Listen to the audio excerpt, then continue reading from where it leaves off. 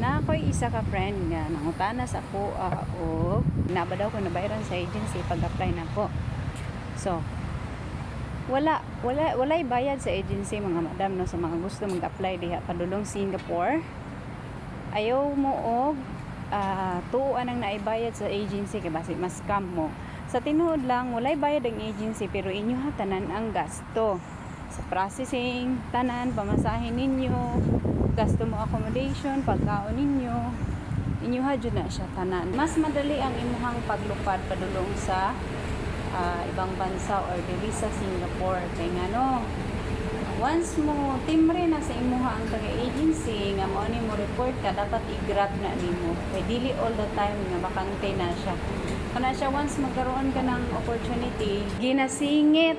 Oh, ingani ni siya. Dili sa tanang panahon nga kana nga move nimo is available. Ginasingit lang kamo sina. So, subon ako, ulay bayad sa agency, pero imong gastos tanan.